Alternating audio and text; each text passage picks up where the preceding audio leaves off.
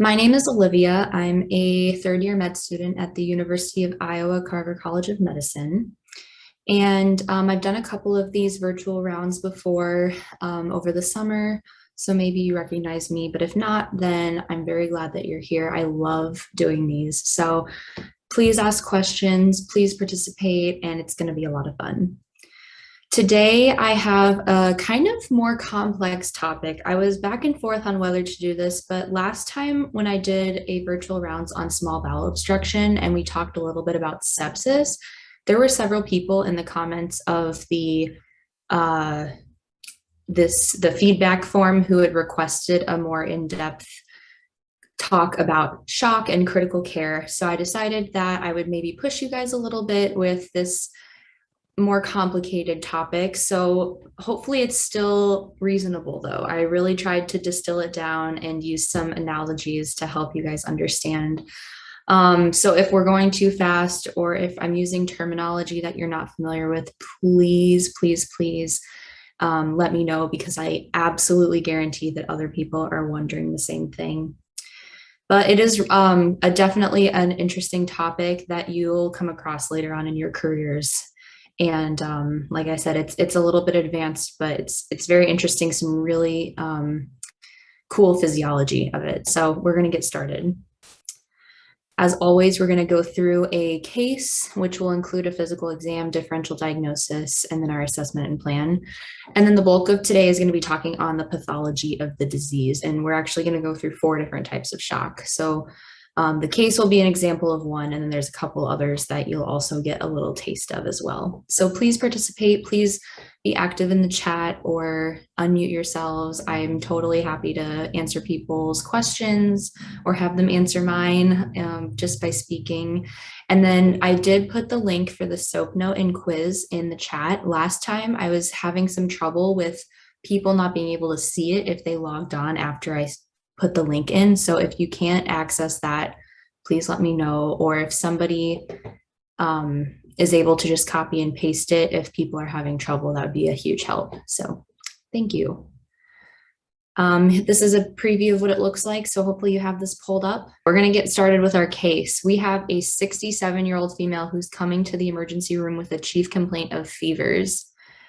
Right off the bat, I always like to challenge you guys to come up with some ideas of what it could be without getting any additional information. And fevers is probably one of the things that you can come up with possibly the longest differential for. So whether it's in the chat or whether you're turning off your microphone to say it, what are some ideas you guys have for what could be causing a fever?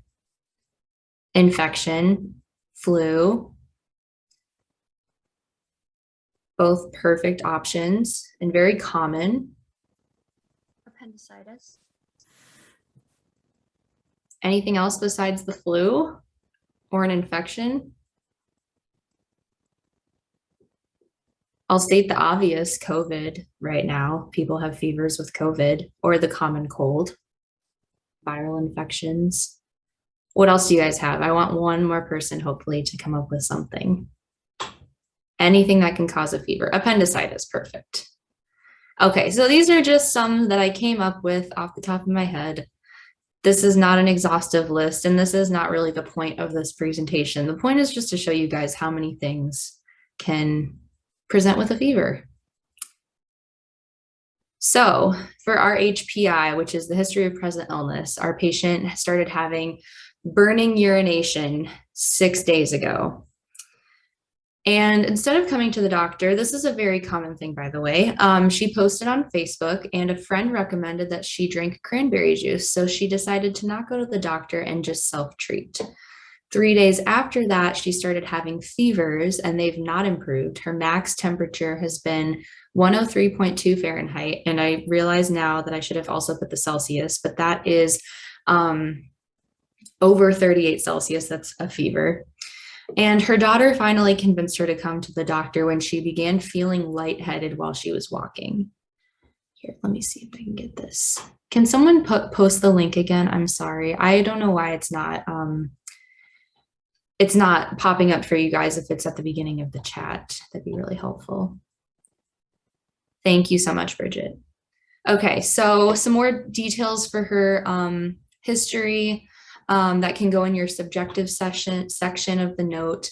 She has a past medical history that's significant for having type 2 diabetes. Her last A1C was 9.6%, which is an uncontrolled, that lab value means that she doesn't have very well controlled diabetes. She also has a history of gallstones and biliary colic, pretty typical, especially for women who are older. And she takes medications. She takes metformin and liraglutide, which are both like diabetes medicines. For her surgical history, she has had a laparoscopic cholecystectomy 8 years ago. So that's getting her gallbladder out. She's also had 2 C-section deliveries. And for social history, she has declined the COVID vaccine. She drinks 2 beers per night, and she is on a keto diet. So again, whether this stuff is relevant or not is unclear at this time. I just put in this little part about the COVID vaccine because it's definitely something that's like kind of, you know, important right now, that we're seeing patients come in with fevers. Have they been vaccinated? Have they not been vaccinated? It sounds like this person is taking health advice from Facebook. So we never really know. We want to have a very open and broad mind when it comes to figuring out what she has. But the main thing here is she has uncontrolled diabetes. Does anybody have any questions so far about this person's history or her presentation?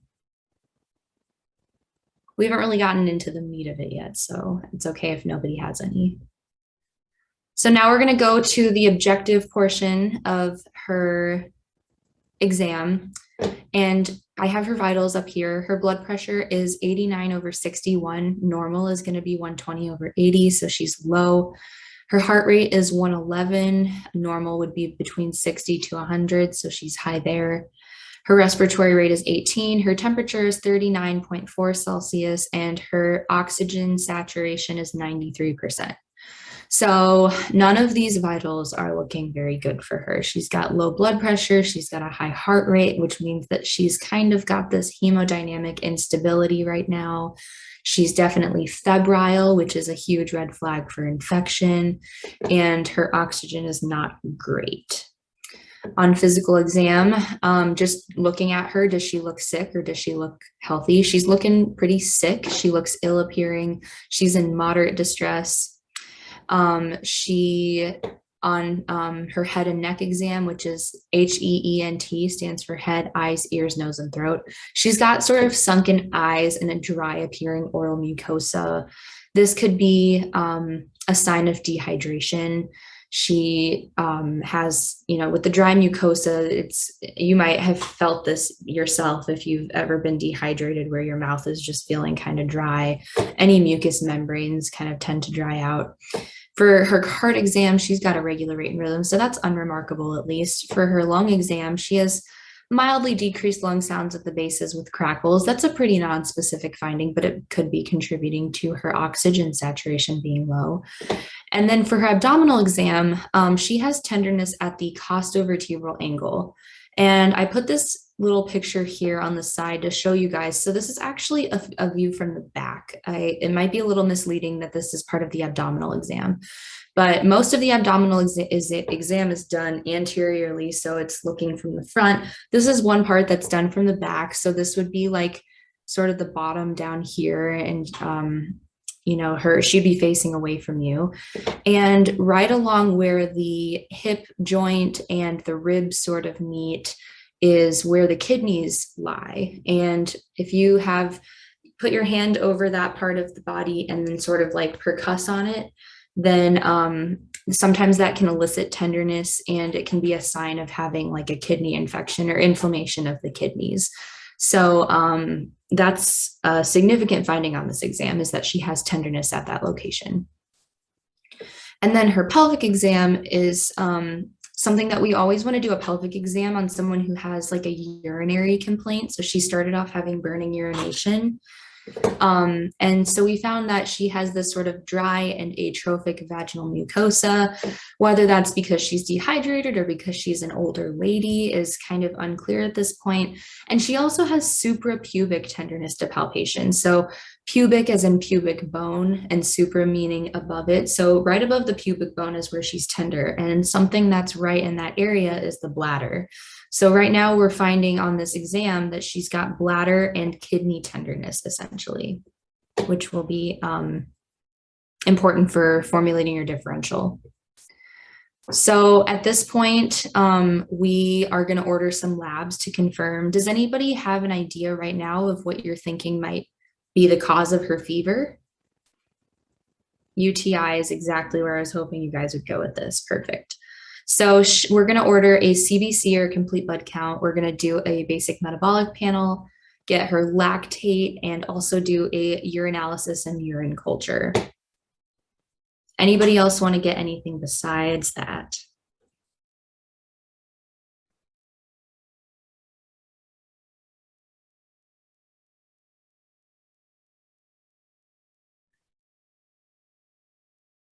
Yeah, pyelonephritis, which is a form of a UTI, is definitely at the top of our differential right now. So that's excellent. In terms of other imaging or testing, it's kind of up in the air right now because we don't have officially, we don't have it quite narrowed down. And she had some other findings on her like lung exam that could maybe be concerning for like a pneumonia process. But the ones that I wanted to focus on were the CBC, the urinalysis, and her lactate. So on CBC or complete blood culture, we see that she's got a high elevated white blood cell count. She's got 20.4 white blood cells. Normal range is going to be 4.5 to 11. So she's definitely elevated there. Her other CBC components are all within normal limits. That's what WNL stands for. On her, going back here. Her urinalysis, which is a very quick like dipstick test, showed many bacteria and many leukocytes, which are white blood cells. And the urine culture and the blood culture I put here, they're kind of grayed out if you can tell. And that's just because they don't come back right away. They take at least a couple of days to come back. So this isn't something that you would have necessarily right away when you're evaluating them in the emergency room, but can be still helpful in reaffirming a diagnosis after you are starting to treat them. So we don't quite have this yet, but when we did check it a couple of days later, it came back growing E. coli. With her other blood tests, we got a lactate. This is going to be elevated at 4.7. Normal would be less than 2. And if you were here for the small bowel obstruction session that we did last month, elevated lactate is highly concerning for sepsis. And then we also do blood cultures in patients who have signs of possible systemic infection. And so we do 2 sets of blood cultures, and these also grew E. coli, same bacteria as what her urine culture grew. So this picture is very concerning for having a sort of complicated UTI. She's growing bacteria in her urine, which is presumably spread to her bloodstream. And the official name for this, the UTI that's ascended up into the kidneys, is called pyelonephritis. So Olivia was right on track. Right away, our treatment is going to include doing fluid resuscitation to stabilize her blood pressure. We always want to start with our vitals. So her blood pressure is not high enough right now, so we want to bring it up by giving her extra fluids. And because we know she has an infection, she's got a fever, she's got a white count, and she's growing bacteria on her culture, we also want to start giving broad spectrum antibiotics. At this point, like I said, when we're in the emergency room and we're evaluating her, we don't have the culture results yet to know what's causing the infection. So right now, even though looking back, we know that it's E. coli. At the time of trying to treat her, she's a very sick lady. We don't want to wait a couple days for these cultures to come back. So we just empirically treat with broad spectrum antibiotics and then can have the option of narrowing later on. And because her blood pressure is so low and she's kind of got this impending hemodynamic instability, we also are going to admit her to the ICU. Okay, so I just want to check in with you guys and see how we're doing so far. I know with the sepsis and the shock part, we haven't really gotten there yet, but does anybody have questions about our presentation, specifically with like your SOAP note or anything right now? Excellent. Thank you, Stephanie. Okay, well, if you do have questions, I'm happy to go back. Please just let me know. So here's going to be our like little intro to shock. So shock, the definition of shock is a life-threatening circulatory disorder that leads to tissue hypoxia, which is a lack of oxygen, and risk of end organ failure. I put a little very simplified diagram of the circulatory system here. Obviously, we have the heart that's kind of at the center of it all. It's going to be pumping, supplying blood to the body. It's going to go from the right side of the heart, traveling up to the lungs to become oxygenated. So all the CO2 gets unloaded and you breathe it out. And then the oxygen that you breathe in will then diffuse into the blood and bind hemoglobin and go back to the left side of the heart. The left side of the heart will then pump really strong, high blood pressure, high flow to the rest of the entire body to supply to all of your tissue with oxygen and nutrients. One question was, should we think about pneumonia too or lung changes due to the sepsis? That's an excellent question. So as you'll see a little bit later, we don't entirely have all of the information right now, but when you have a really high inflammatory state like sepsis, it is possible to get some non-specific, non-infectious changes in fluids in the lung, which might have been why she had those crackles and decreased lung sounds at the bases. So she could be just like having some extra fluid or some extra, I don't know, like edema in the bases of her lungs from a complication of having this systemic inflammation.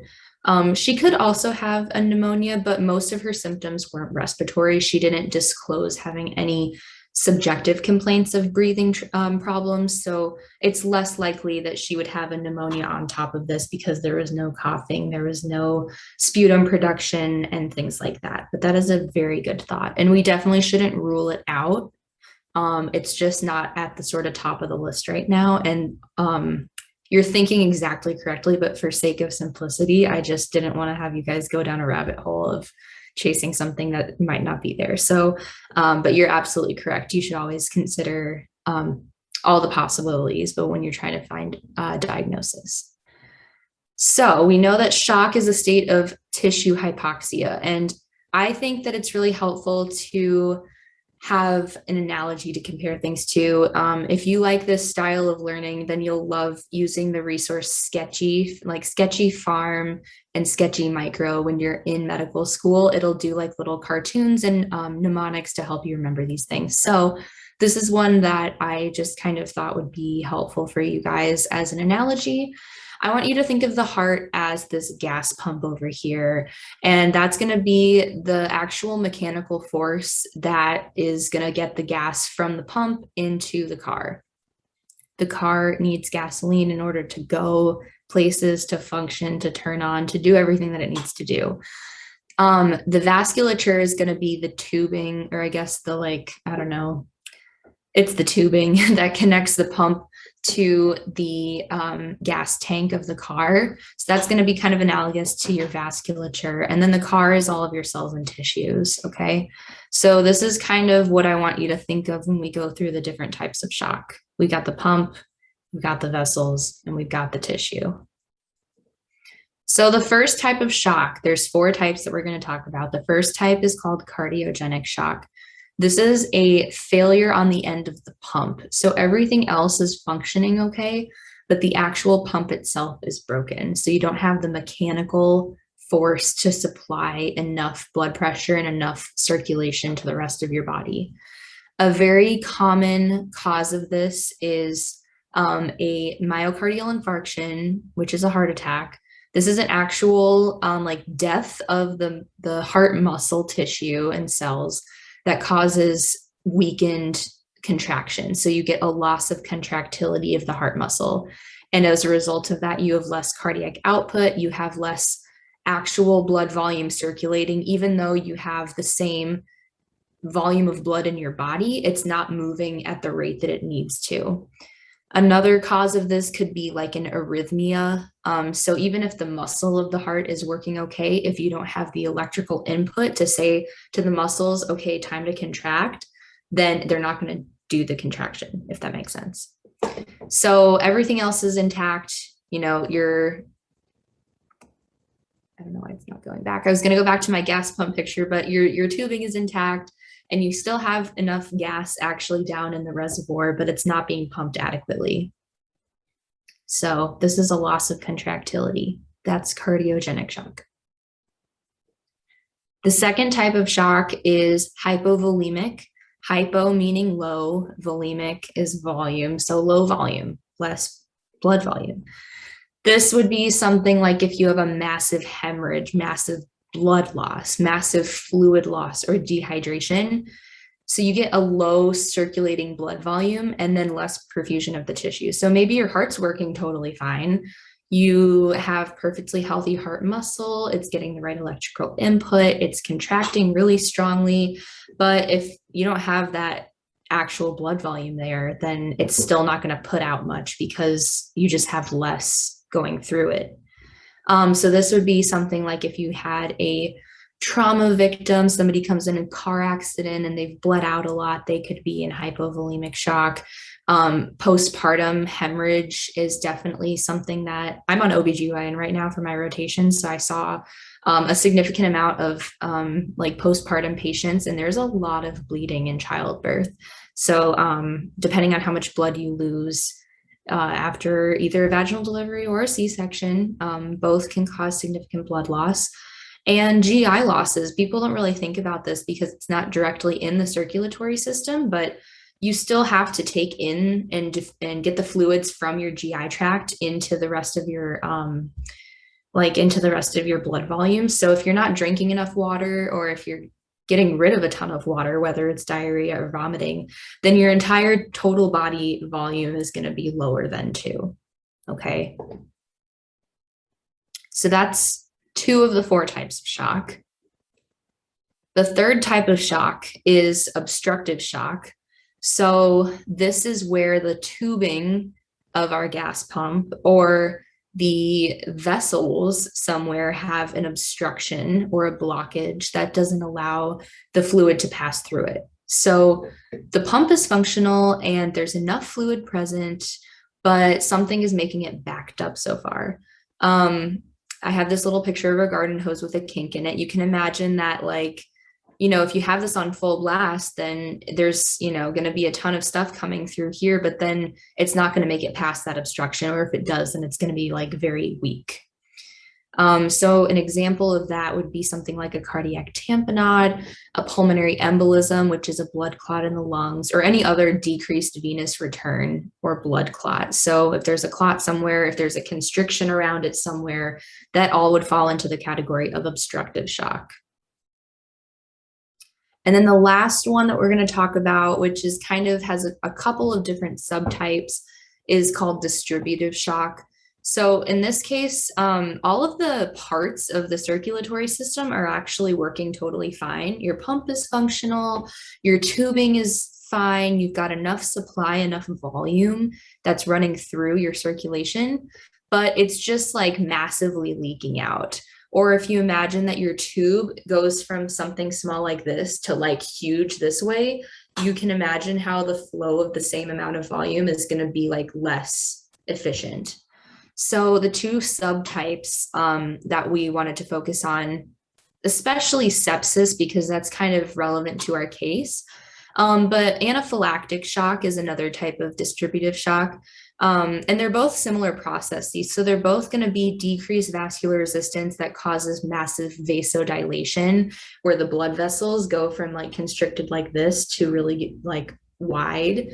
And that's due to an inflammatory response. So I have this little picture here of this poor kid who has some sort of allergy probably, and has probably anaphylactic shock, that his blood pressure's very low and he's leaking just all of this fluid from his blood vessels out into the tissue, and that's what's causing all this swelling around his eyes and his face. That's called angioedema.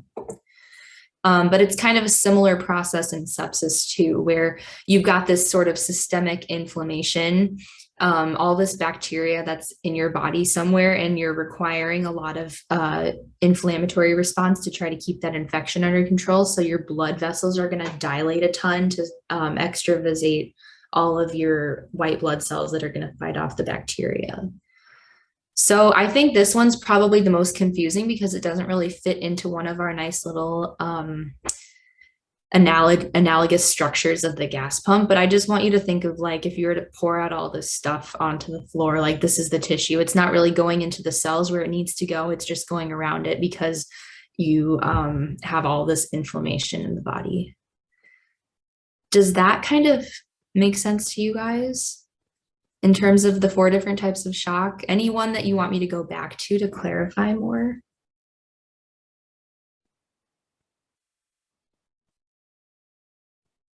So we've got the cardiogenic, that's the pump failure. We've got hypovolemic, low blood volume. So like trauma victims, things like that. We have obstructive, which is like blood clots or cardiac tamponade. And we have distributive, which is sepsis or anaphylaxis. And those are both massive vasodilation and inflammation. Sound good? All right, if you guys have questions about that as we go further along, I'd be more than happy to go back. It's a very difficult physiology to understand and topic that you probably wouldn't even get exposure to until your second or maybe third year of med school. So this is really advanced stuff, you guys. If you're picking up on this, then you are doing awesome. So just generally, all of these different types of shock have kind of the same consequences. You have this tissue hypoxia, so you're not delivering oxygen to your cells. The first step that happens is your body is going to compensate for that. You have low blood pressure, so your heart rate is going to try to beat faster so you can meet the demands of the blood flow in your body. So if you have less pressure, you're not perfusing well into the tissues, getting enough oxygen and nutrients into the cells where it needs to go. Your heartbeat will increase so that you can try to get more of that access to your cells. That's called compensated shock. Eventually, though, you're going to start having these metabolic derangements. You have low oxygen in your tissues, and that will eventually cause lactic acidosis. I have another slide that I wanted to save for a little bit later if we were doing okay with everything so far. I didn't want to confuse you guys too much, but it'll show the actual biochemical pathway of where the lactate dehydrogenase, sorry, I forgot what the actual enzyme was called. And that's what actually builds up in low oxygen conditions after the glycolysis pathway. If you've taken biochem, you would maybe remember this. In low oxygen situations, you can't go through the citric acid cycle and the electron transport chain. So you get shunted through this lactic dehydrogenase pathway and you build up a ton of this lactic acid. And so that's why you get elevated lactate levels on your blood work. And you have like this sort of acidotic state that you're in. Next, you'll have this sort of decompensation phase with circulatory collapse. That's definitely not good. At that point, we're going to start moving away, or not away from, you're going to continue to give fluids no matter what. But if the fluids aren't cutting it, then you might have to give additional medicines called pressors, which we're going to go through a couple different classes of those here in a sec. And that's to give extra support to your circulatory system so that you're not basically collapsing the entire thing and not meeting any of the metabolic demands of your body. If you don't have adequate perfusion of your organs, then you have end organ damage or organ failure, essentially. The first thing to go typically is the kidneys. The kidneys are extremely highly vascularized organs because they receive all of the blood in your body to filter it out and make urine. That's essentially what urine is. It's just like the filtered out byproducts of all of the blood in your body. It's all the toxins and all of the waste and all of the electrolytes that you don't need, like salt and potassium and all that sort of stuff. So the kidneys, will sort of vasoconstrict to supply the blood, and everything else like your extremities and your skin will start to like constrict themselves so that you can shunt all of that blood towards your vital organs like your brain and your heart and your lungs and things like that. So the kidneys, if they don't get adequately perfused, you can get like an acute kidney injury or kidney failure. The liver is actually what produces all of your blood clotting factors. So if you have liver malperfusion, then you can also have an increased risk of bleeding because you're not perfusing the liver and you're not producing those factors. In the lungs, like I said earlier, I don't remember who asked the question, but having like this sort of physical exam finding of crackles and decreased lung sounds at the bases, if that's a pneumonia versus the sepsis. And like I said, it could be both. It could be like a separate infectious process in the lung, or it could just be that when you have all of this fluid sort of overloading your body, then it can get pushed out into the lungs and cause that fluid buildup in the bases of the lungs as well. And then the last thing typically to go is the brain or the CNS, because it's so highly protected. Your body's got all these mechanisms to keep it safe and to keep it having good blood flow and keep it happy with all the nutrients and the oxygen going to it. So if you start having like altered mental status or encephalopathic symptoms like swelling, other things of the brain, then that's definitely like a sign of very end stage shock. Probably getting close to coma or even death from that. There was a question about if our patient is in the stage 2. These aren't like formal stages necessarily. Like, I don't want you to think that, oh, it's specifically like stage 4 is end organ damage. These are just kind of the order of the processes. But I would say that she's kind of teetering between 2 and 3 right now. Typically in a hospital, in order to give pressors, which is going to be this kind of decompensated phase, you have to be in the ICU. They don't just give pressors on the regular like inpatient floor units. So that's why we admitted her to the ICU for very close observation. If she does require to start needing pressors, then we can give them there. But I think at this point, it's unclear whether or not she's in 2 or 3. When you're in the emergency room, you just start the fluids, you start the resuscitation to try to keep their blood pressure up. You do the initial workup, and then once you know what they have and where they need to be, you just kind of send them off and make sure that they're in the right place. But that is, you're right in the right way of thinking for sure, that she's in this kind of 1 or 2. She's beyond this hypotension tachycardia because she has an elevated lactate level, but we don't quite know yet if she's requiring pressors or decompensating. Okay. Checking in, any questions about shock, about the stages, about where our patient might be at? Let me see what time it is too. We're only like halfway done, so I think we're making great time. Hopefully I'm not rushing too much for you guys.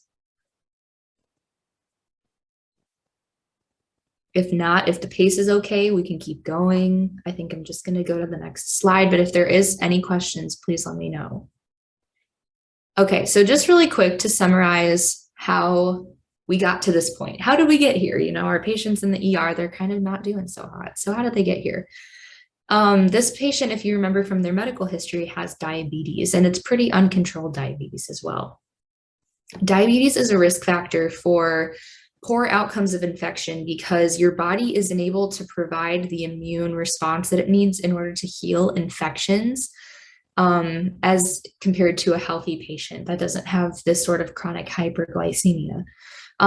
That's a kind of separate mechanism that I don't want you guys to worry too much about, but just know that diabetics in general, and especially ones that are uncontrolled, but even people who are controlled, are in a certain state of being immunocompromised. And so when she got this infection, she was colonized in her urinary tract with the E. coli, a bacteria.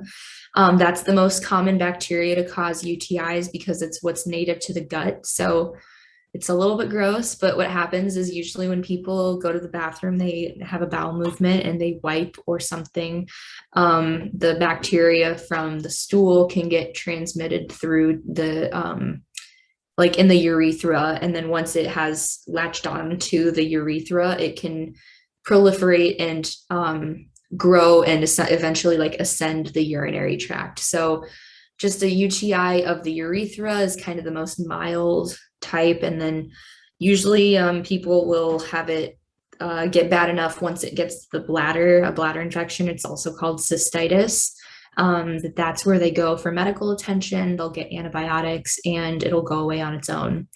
But if it's not treated, or if you have this person who's high risk for infection and poor wound healing, then you can have it go even further up the ureters and into the kidneys. And that's when you get pyelonephritis. The kidneys, as we discussed earlier, are extremely highly vascularized organs. So they get all these little capillaries and all the blood flow. They receive a ton, of blood flow per minute. And it's a great place for bacteria to kind of enter the bloodstream. So it's a ideal seeding site for a bacteremia or a bacterial infection of the blood. And that can go, throughout the rest of your body and cause a ton of systemic inflammation and infection. This systemic inflammation is what ended up causing the drop in her blood pressure, the elevated lactate that we talked about, and a state of dehydration. That's if we're correlating to her physical exam. She had those dry mucous membranes, the dry vaginal and oral mucosa. And all of this together, she's got this low blood pressure, this elevated lactate, this bacteremia, all of these things together is what caused and is contributing to her having septic shock. So what's the treatment of shock? She's in the ICU now. We're going to continue her fluid resuscitation. So she's getting a ton of IV fluids to help bring up the total volume of her blood. Even though she's not classified as having a hypovolemic shock, her blood volume is still constricted because she has so much extravasation of fluid as well. And when you're sick, you generally aren't taking in as much fluid. When you're having a fever, you might be sweating off more fluid. So your overall fluid loss is more than you're typically taking in. And so you can have a constricted blood volume on top of having your typical sepsis, if that makes sense. We're also giving her supplemental oxygen to breathe in because she was a little bit low. She wasn't super hypoxemic. I think she was 93%, but the more oxygen you can make sure that you're breathing in and that's going into your bloodstream, the more you're going to be able to supply to your tissues, which is where it's really truly needed. For our patient specifically, she is septic. She does have this infection, so we're going to continue the antibiotics. You don't necessarily have to do antibiotics for every other type of shock that we talked about, especially ones like cardiogenic. If they had a heart attack, there's no infection anywhere, so you don't necessarily need to give antibiotics for that type, but especially for sepsis, and it's just kind of situational as well. So for her, we're definitely going to continue those. And here's where I was going to talk about pressors. So pressors are going to be used, they're a reserve medication for people who are decompensating. They're not recovering well with just fluid resuscitation alone. So they require a little bit of extra support to keep their circulatory system intact. And there's two different classes of pressors that I want you guys to think about. There's vasopressors, which work peripherally on your smaller blood vessels, capillaries, things like that. And then there's inotropes. And the difference between them is basically one is centrally acting and one is peripherally acting. So the pressors work by constricting your blood vessels in the periphery. These are going to be your phenylephrine, norepinephrine, epinephrine, things like that. And if you think back to anaphylactic shock, which is an allergic response, the treatment, and you maybe have heard of EpiPens before, that's an epinephrine injection that you give to help constrict the blood vessels when they are super dilated, and that'll help bring them back to a normal size and keep your blood pressure up. So that's maybe a connection there if you haven't thought about that. An inotrope, on the other hand, would not be helpful in anaphylactic shock, but it would be really helpful in something like cardiogenic shock, because if the heart muscle itself is what's actually causing the shock because you're not contracting well enough, the inotrope is going to increase the cardiac output by changing and increasing the force of contraction. So that would be something like dobutamine, for example. If patients have really bad heart failure, they might be on dobutamine to help increase that cardiac output. Okay. So for our patient with septic shock, which do you think would be a good choice of pressor for her? A vasopressor or an inotrope?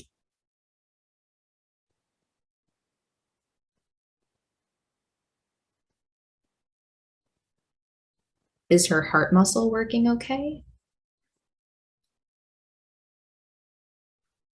Yeah, absolutely. Vasopressor is exactly right. So phenylephrine or norepinephrine would be kind of where we're leaning towards.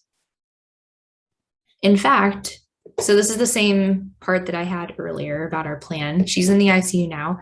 We do end up giving her some norepinephrine to cause vasoconstriction, and we continue her IV antibiotics. And I like to give all of these stories happy endings. So she's stabilized after 4 days of close monitoring in the ICU and then eventually transferred to the floor and is going to discharge on oral antibiotics. What is SVR? Great question. That stands for systemic vascular resistance. And that's very closely related to vasoconstriction. So, how constricted is your peripheral blood vessels? If you have a low systemic vascular resistance, you're going to be extremely dilated and you're going to have less velocity of blood flow through your vessels. And if you're very systemic, if you have a high systemic vascular resistance, it's going to be more constricted. So by giving these vasopressors that are acting peripherally, you're going to be increasing your systemic vascular resistance. Does that answer your question?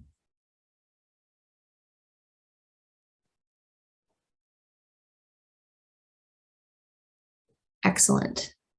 Great. So yes, she did require a little pressor here, norepinephrine. It's nothing to really like. It's serious if you need pressure, but it's definitely she's able to come off of it and is recovering well without it. So that's good. And she doesn't appear to have any end organ damage. Probably had like an acute kidney injury from the lack of perfusion, but it's something that you can typically recover from with IV antibiotics. So that's kind of the story of our patient. So for now, if you guys have your SOAP note and the quiz pulled out, you can, fill in any remaining parts of the assessment and plan. You can do the quiz. Hopefully the questions are reasonable to you guys. If you have any questions or want to go back to any of the slides, I would be more than happy to. I know, like I said at the beginning, it's kind of a complex and dense topic. So what I really want you to take away from this is the 4 different types of shock and the mechanism for those. And then the difference between the 2 different types of pressors. And yeah, that's like really, I just would hope that you take away the 4 different types of shock. Which pressors are for obstructive shock? That's an excellent question. Let me see if I put that in my no, I didn't. Okay, never mind. So for obstructive shock, that's a great question. So that would depend on what it's being caused by. So for example, if it's a pulmonary embolism, that's a blood clot in the vessels of the lungs. If you have a pulmonary embolism, then you first have to get rid of what's causing the obstructive shock. So you have to get rid of this clot. So for that, the treatment wouldn't necessarily be a pressor. It would be a blood thinner or something to,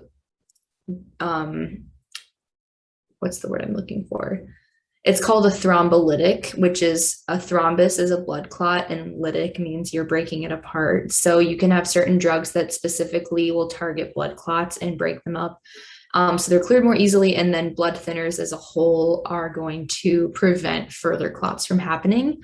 The other type of obstructive shock cause that I had mentioned was cardiac tamponade, and that's where the pericardium, which is the fibrous sac around the heart, is filled with fluid, whether it's blood or something else. And so it puts pressure on the actual heart muscle, so it can't fill and it can't be filled with blood very easily. So you aren't able to get as much, I hope this isn't too confusing, but essentially for a cardiac tamponade, you would do a pericardiocentesis to draw off that extra fluid that's compressing the heart so that it's able to fill more properly with blood. So the treatment for obstructive shock is to treat the cause. So if it's a blood clot, to get rid of the clot. If it's a tamponade, then you pull the fluid off of the heart. And then if they're still having problems after that, then I actually don't know what it is, what you would do. I think it depends on if it's a tamponade, you would probably do an inotrope. And if it was like a peripheral clot, like a deep vein thrombosis or a DVT, then that would be a vasopressor. But I don't know the answer to that. That's a great question. The slides, yeah, so the slides should be in the folder that was in one of the links at the top. If you're not able to get it at the end, then I can put the link again, but it's the Google Drive folder that's right underneath the SOAP note or the Google form link. And the slides should be in that folder. And if they're not, then please let me know and I can add them there.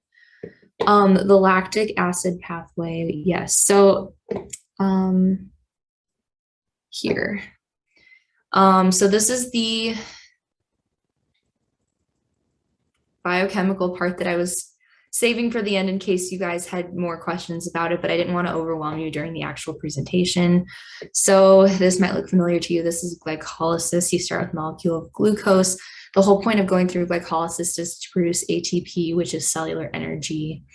Now, stopping at this point here, this little dashed red line is kind of where the decision is made whether you're going to go through the traditional cellular respiration pathway of the citric acid cycle and the electron transport chain using oxidative phosphorylation to make a lot of ATP using oxygen as the final electron acceptor. If you don't have oxygen in the cells due to either low blood flow or lack of perfusion, so the blood is what's actually carrying the oxygen, and if you can't transfer the oxygen or if there's not enough oxygen in the blood to go into the cells to be that electron acceptor, then your body is going to shunt it over to this lactate dehydrogenase pathway, and you get this buildup of lactate here because this part does not require oxygen in order to function. So that's the pathway for it. If you want to go into any further detail than that, then I don't know. This is as far as I know. We are, in medical school, and as doctors, we have to do a lot of biochemistry, but in terms of the actual molecular structures and the proteins and everything, it's not as useful in clinical practice. You just have to kind of know like which pathway is going to be for oxygen conditions, which is in a normal, healthy person, and which one is in a pathologic state of not having enough oxygen. Can we review the vasopressors and inotropes? Yes, absolutely.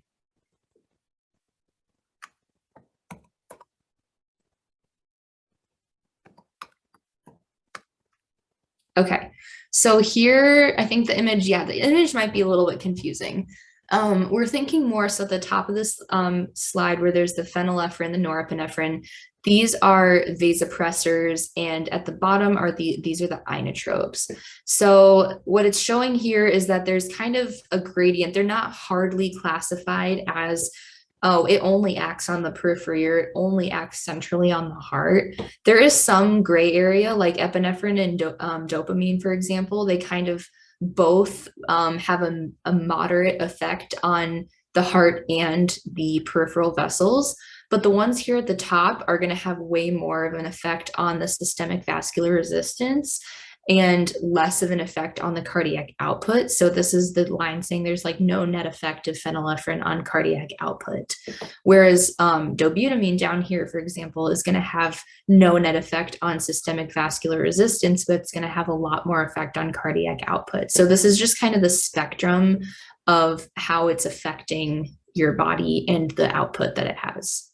And these middle ones here, like epinephrine, are going to have a more mixed effect with a moderate or modest effect on each one respectively, but then together it's going to be a little bit more effective. So that's why we typically don't just like give people just straight epi, because it doesn't do one or the other very well. It's just kind of a very middle of the road. For somebody with like heart failure, this dobutamine is going to be a lot more effective. Somebody with septic shock is going to do a lot better with phenylephrine or norepinephrine. Hopefully that's a little bit more helpful. These images are hard because I usually just get them from the internet and I try to find ones that are the appropriate level of like complexity for you guys, because I know it can be very overwhelming already to be using all this terminology and to talk about this complex physiology. So hopefully this was not too complicated for you. And obviously don't worry about the doses of dopamine. I don't even know what the doses of dopamine are supposed to mean.